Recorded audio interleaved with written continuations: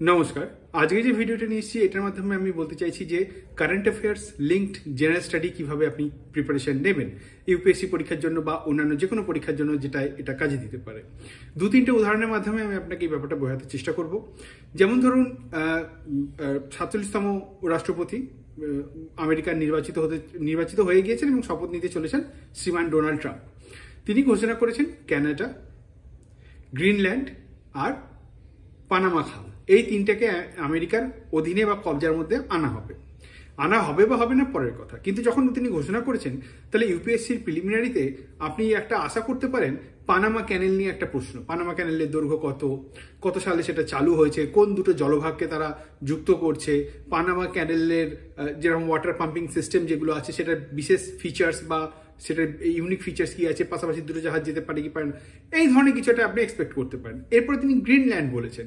গ্রিনল্যান্ডের মধ্যে তো মোটামুটি সবই বরফ, অধিকাংশ লোকই মানে কেউ কিছু সেরকম থাকে না, কিন্তু সেখানেও গ্রিনল্যান্ডেও আজকাল কিছু কিছু ভেজিটেশন বা উদ্ভিদ দেখা যাচ্ছে।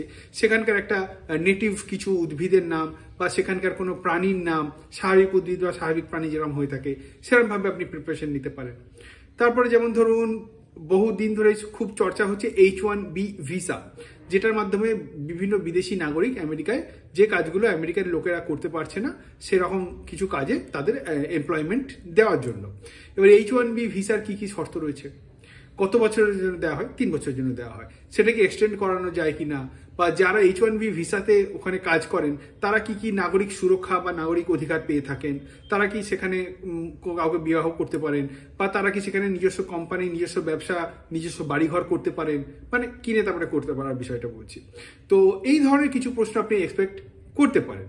তারপরে যেমন ধরুন আরেকটা টপিক হচ্ছে কি ওই যে সাস্টেনেবল বা প্রকৃতি পরিবেশ এইসব বিষয়। যেমন এখন ফসিল ফুয়েল, পেট্রোল ডিজেল বা কয়লার মাধ্যমে বিদ্যুৎ উৎপাদন এই সমস্ত না করে আস্তে আস্তে সৌর শক্তি বা বায়ু শক্তির মাধ্যমেই হচ্ছে। বিশেষ করে আদানি সম্প্রদায় বা আদানি গোষ্ঠীর একটা বিজ্ঞাপন আছে, পহলে আয়েগা পাঙ্খা ফির আয়েগা বিজলি, মানে কি একটা এয়ার টারবাইন বসিয়ে প্রথমে এয়ার টারবাইনটা পাখাটা ঘুরবে, তাহলে বিদ্যুৎ উৎপাদন হবে। এবার আপনি যদি হঠাৎ করে ইউপিএসসিতে প্রশ্ন এসে যায় যে সোলার প্যানেল কি দিয়ে তৈরি হয়, মানে কোন মেটেরিয়াল দিয়ে তৈরি হয়, এবার আপনার মনে হয়তো সিলিকন, শুধু কি সিলিকন দিয়ে তৈরি হয় নাকি আরো কিছু থাকে তার সঙ্গে, বা ওয়েফার কিরকম ভাবে থাকে, ভারতের সোলার ইন্ডাস্ট্রি আর মোটামুটি বা ভারতের সব থেকে বড় সোলার পার্ক কোন রাজ্যে অবস্থিত, বা পশ্চিমবঙ্গ তো আমি ভুল করে বলে ফেললাম আর কি, মানে ওরা তো স্টেট স্পেসিফিক জিজ্ঞেস করবে না, যেহেতু অল ইন্ডিয়া স্পেসিফিক ব্যাপারটা রয়েছে। তারপরে যেমন ধরুন এখন খুব হইচই হচ্ছে জাল্লিকাট্টু নিয়ে। এক্স্যাক্টলি আপনি কি বলতে পারবেন জাল্লিকাট্টু উৎসবটা কোন উৎসবের সঙ্গে হয়? জাল্লিকাট্টু একটা অটোমেটিক উৎসব নয়, জাল্লিকাট্টু উৎসবটা একটা উৎসবের সঙ্গে সম্পর্কিত। সেটা কোন রাজ্যের, সেটা তামিলনাড়ু, সেটা কেরালা, কোথায় কি ব্যাপার আছে, এরকম ভাবে আপনি প্রশ্নটা এক্সপেক্ট করতে পারেন। মানে বলতে চাইছি যে কোনো ভাবে আপনি, যেমন আমি দু একটা উদাহরণ আরো আমি যদি দিই, যেহেতু আপনি আশা করছি আপনি শুনছেন আমার বক্তব্য আর কি।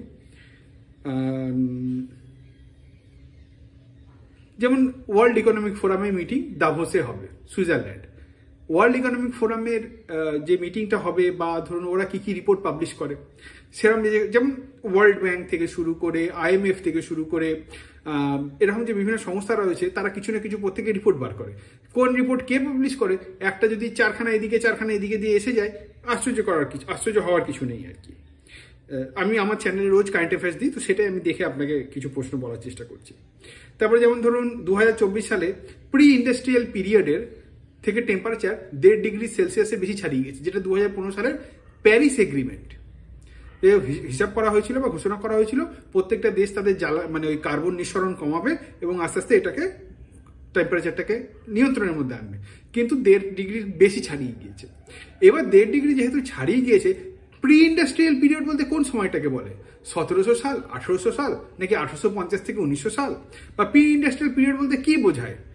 মানে হচ্ছে যে জ্বালানি, মানে ফসিল ফুয়েল ব্যাপকভাবে ব্যবহারের আগের মুহূর্তটাকে প্রি ইন্ডাস্ট্রিয়াল পিরিয়ড বলে। বোঝা গেল? এবার যখনই আমি প্যারিস চুক্তির কথা বলছি, তার সঙ্গে তাহলে মন্ট্রিয়ল এসে যাবে, কিগালি এসে যাবে, তার সঙ্গে আরো অনেক চুক্তি আছে যেগুলো এসে যাবে। সুতরাং এইভাবে আপনাকে প্রস্তুতি নিতে হবে। তো আশা করছি আমি বোঝাতে পারলাম যে এক্স্যাক্টলি জিনিসটা কি, মানে কারেন্ট অ্যাফেয়ার্স লিঙ্কড স্টাডিটা কিভাবে করে, কিভাবে করা উচিত না উচিত। তো আমার ভিডিওর মাধ্যমে আমি এতটুকুই বলতে চাইছিলাম। যদি আপনার কোনো প্রশ্ন বক্তব্য জিজ্ঞাসা থাকে আপনি অবশ্যই কমেন্টের মাধ্যমে জানাতে পারেন। আর হ্যাঁ, আমরা আমাদের এই আসন্ন WBCS না UPSC 2025-এর জন্য আমরা একটা ব্যাচ খুলেছি, যেটা প্রিলি পরীক্ষাকে টার্গেট করে করা হচ্ছে। এরকমভাবে বিভিন্ন কনসেপ্ট আলোচনা করা হবে এবং অ্যাজ ওয়েল অ্যাজ কিছু সমস্যা থাকলে আমার তরফ থেকে সলভ করার চেষ্টা করা হবে। জানুয়ারি, ফেব্রুয়ারি, মার্চ, এপ্রিল এই 4 মাস ধরে হবে। টোটাল ফি 2000 টাকা। অনলাইনে গুগল মিটের মাধ্যমে হবে। আপনি চাইলে যোগাযোগ করতে পারেন বা আমাদের সঙ্গে যুক্ত হতে পারেন। WhatsApp number 8230086177। নমস্কার।